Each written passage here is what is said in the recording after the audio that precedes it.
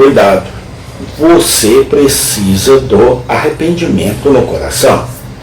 Parte 04, dia 9 de janeiro de 2026. A. Podemos ver que ninguém segue impenitentemente em um curso pecaminoso, mas sob o ventre de milhares de chamados da providência para se arrepender, além de todos aqueles que eles têm da palavra. Olhe para o mundo, ó pecador, e considere quantos caíram em ruína e ainda estão caindo por sua iniquidade.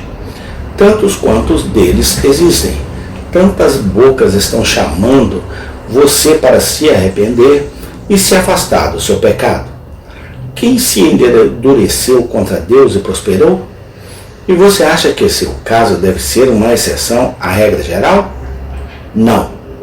Tantas testemunhas dão seu testemunho a você que, a menos que você se arrependa, você também perecerá. 2. A impenitência sob o Evangelho não pode ter a menor sombra de desculpa. Os chamados da providência comuns a todo o mundo são suficientes para deixar os próprios pagãos sem desculpas. Romanos 1:20. Quanto mais os chamados da palavra e da providência também nos tornarão indesculpáveis, se não nos arrependermos.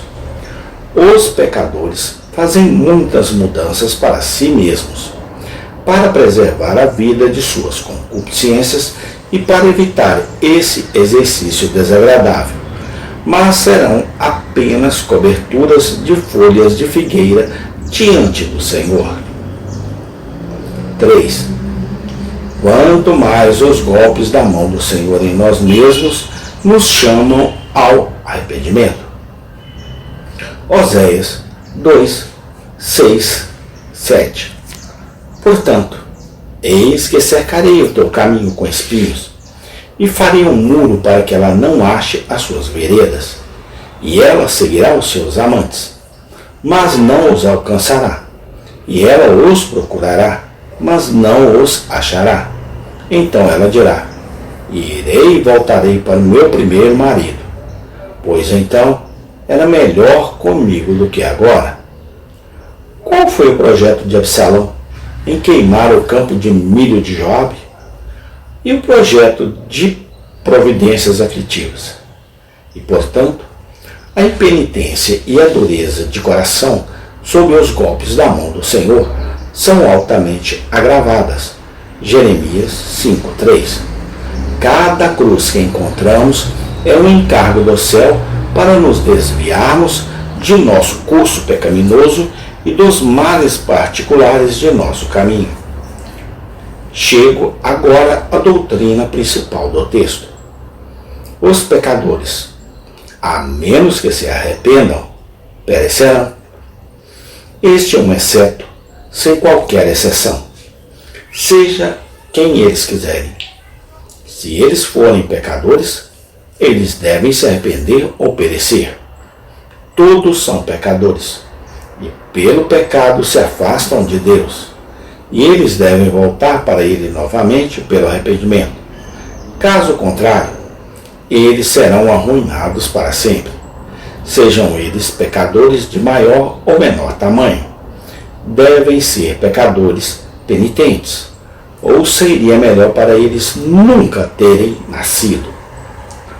Ao discursar sobre esta doutrina, devo 1. Explicar a natureza do arrependimento. 2. Aplicar. Vou explicar a natureza do arrependimento. E aqui podemos considerar 1. O que é em sua natureza geral. 2. Como é feito na alma. 3. O assunto do verdadeiro arrependimento. 4. As partes do arrependimento. Primeiro, podemos considerar o que é arrependimento em sua natureza geral. É uma graça, dizendo, 2 Timóteo 2,25, instruindo com mansidão os que se opõem, se Deus talvez lhes dê arrependimento para o conhecimento da verdade, É uma graça que nos é dada gratuitamente por Deus, capacitando e dispondo uma alma a todos os atos de conversão do pecado para Deus. E está dizendo como em sua própria natureza, distinguindo um homem de um hipócrita e tendo uma conexão segura com a salvação eterna, para desdobrar isso mais particularmente. Considere. 1. Não é uma ação transitória, como os papistas e algumas criaturas ignorantes imaginam, como se um suspiro pelo pecado, um ato de tristeza por ele, uma confissão dele com um Deus, entre aspas, tem misericórdia de mim, pecador, fosse arrependimento.